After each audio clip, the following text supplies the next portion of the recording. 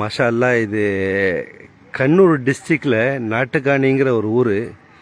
அந்த ஊரில் மலைப்பகுதிகள் மேலே ஒரு மதரசா உண்டாக்கியிருக்காங்க.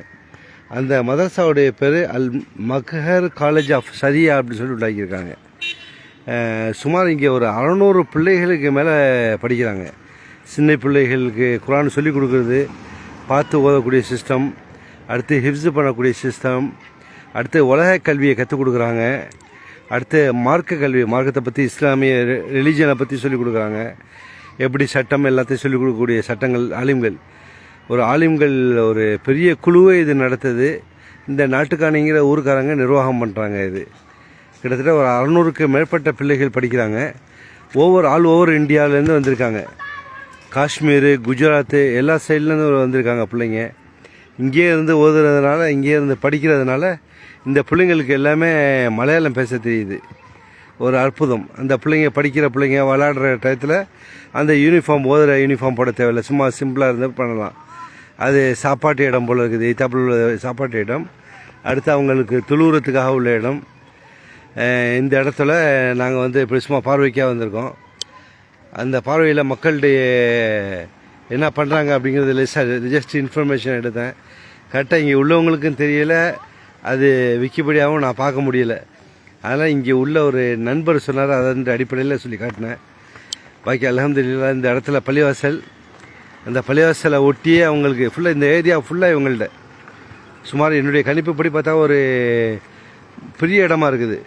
சையத் அபு தாஹிர் வெல்கம். பாருங்கள், இது நாட்காணிங்கிற ஊர், கண்ணூர் டிஸ்ட்ரிக்டில் இருக்கக்கூடிய இடத்துல மதரசா.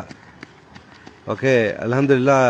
பெரிய மதரசா, 600க்கு மேற்பட்ட பிள்ளைகள் சொன்னாங்க. சுமார் 50 வரைக்கும் இருப்பாங்க அப்படிங்கிறாங்க உஸ்தாது மாதிரி.